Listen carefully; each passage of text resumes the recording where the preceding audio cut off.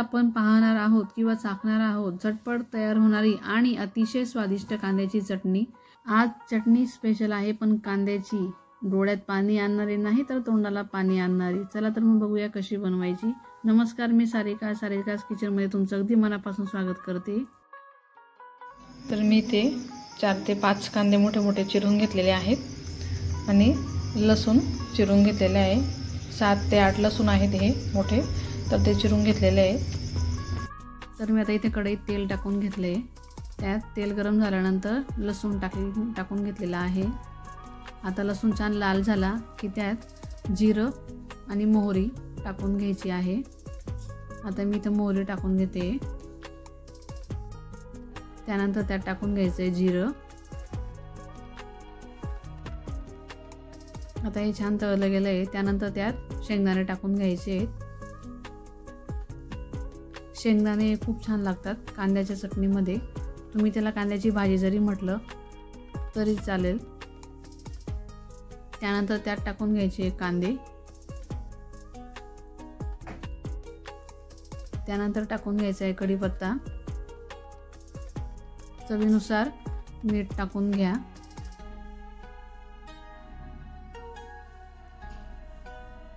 आता हे व्यवस्थित मिक्स करून घ्यायचं आहे।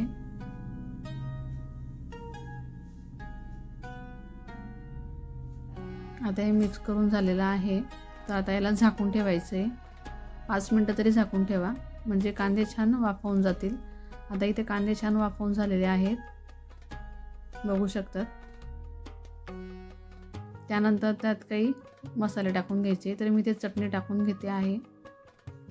2 चमचे चटणी टाकून घेतली। त्यानंतर हळद टाकून घ्यायची आहे आणि त्याला व्यवस्थित मिक्स करून घ्यायचं आहे। हवं तर तुम्ही यात थोडा काळा मसालाही घालू शकतात। आता हे व्यवस्थित मिक्स करून झालंय।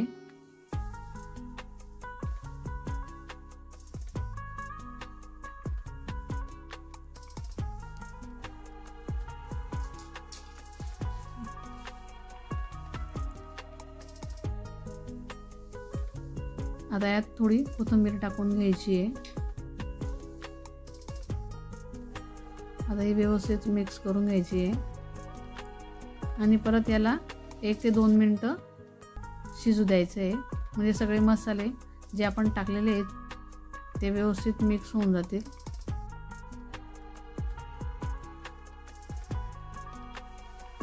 बघू शकता छान कांद्याची चटणी किंवा भाजी तयार झालेली आहे। तिला तुम्ही डाळ भात सोबत सुद्धा खाऊ शकतात, किंवा एखाद्या वेळेला भाजी सुचत नसेल त्यावेळेला तुम्ही ही कांद्याची चटणी केली तर अतिउत्तम, खूप चविष्ट लागते। आजची ही कांद्याची चटणीची रेसिपी तुम्हाला कशी वाटली हे नक्की कळवा। व्हिडिओ आवडला असेल तर लाईक करा, शेअर करा आणि अशाच नवनवीन रेसिपीसाठी चॅनलला सबस्क्राईब करायला विसरू नका। लवकरच भेटू एका नवीन रेसिपी सोबत। तोपर्यंत खात राहा, आनंदी राहा आणि निरोगी राहा। धन्यवाद।